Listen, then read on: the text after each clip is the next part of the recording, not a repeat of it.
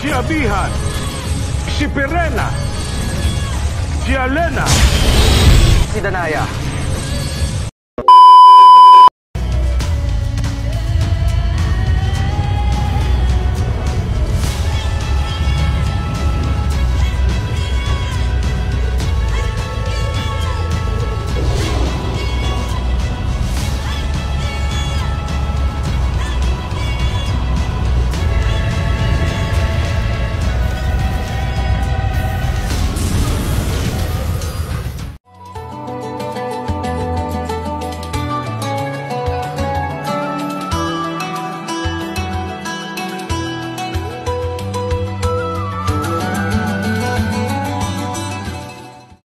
Good morning, everyone. We are present the experiments boys law.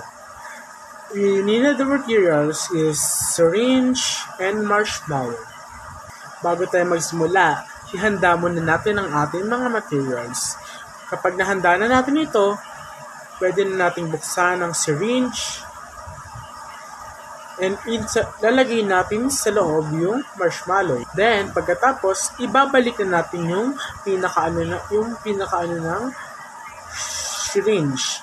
Ngayon, ipapakita naman kung ano nga ba ang Boyle's Law. Sa video ito, ipapakita namin kung ano nga ba ang Boyle's Law.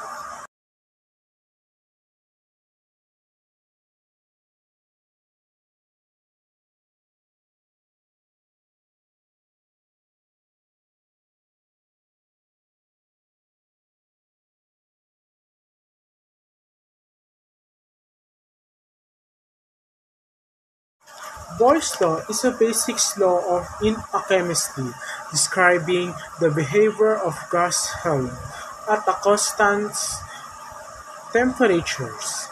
It states that if fixed temperatures, the volume of a gas is inversely proportional to the pressure exerted by the gas.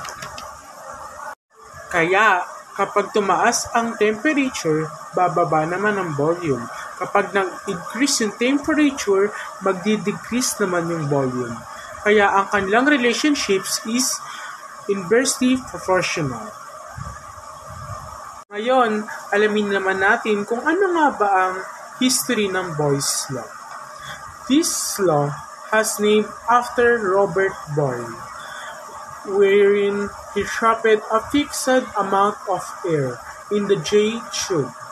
He changed the pressure and controlled the temperature, and then he observed its effects to the volume of the air inside J tube. Ipapakita namin kung ano nga ba ang formula ng Boyle's Law.